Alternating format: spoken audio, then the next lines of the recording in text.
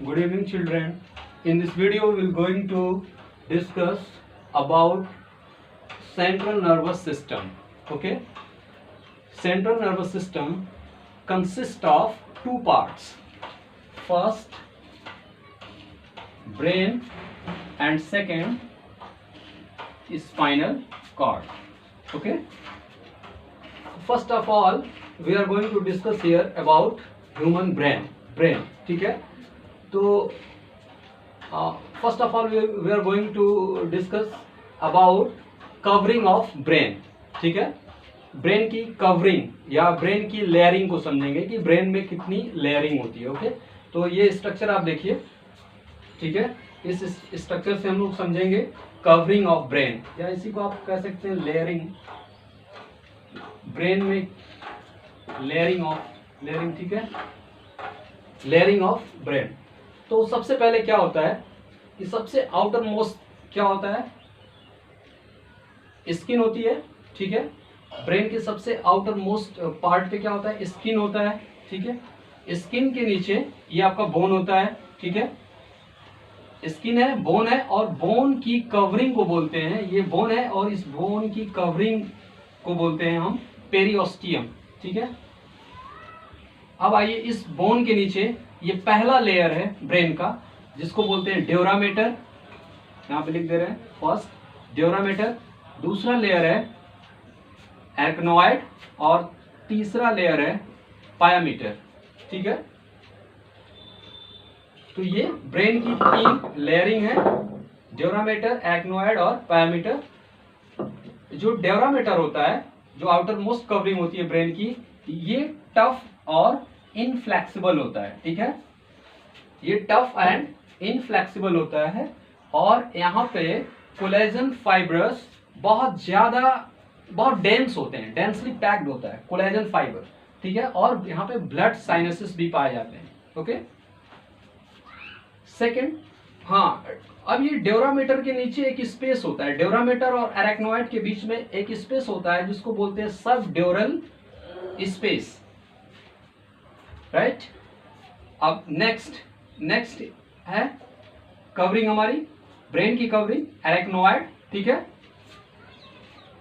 Arachnoid है, ये बीच की कवरिंग होती है, और इस एरेक्नोइड के नीचे भी एक स्पेस होता है. एरेक्नोइड और पायामीटर के नीचे एक स्पेस होता है जिसको बोलते हैं सब एरेक्नोइड स्पेस, जिसमें क्या होता है, एक फ्लूइड भरा होता है, जिस फ्लूइड को बोलते हैं सेरेब्रो स्पाइनल फ्लूइड.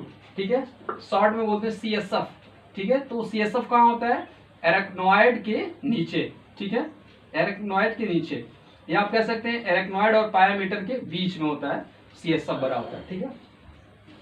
ये तो एक तीन लेयरिंग. इस लेयर को आप, इस कवरिंग को आप यहाँ पे एक दूसरे स्ट्रक्चर से समझ सकते हैं. देखिए, सबसे बाहर कवरिंग ये है, सबसे आउटर मोस्ट कवरिंग, जिसको हम बोलते हैं ड्यूरामीटर. ठीक है.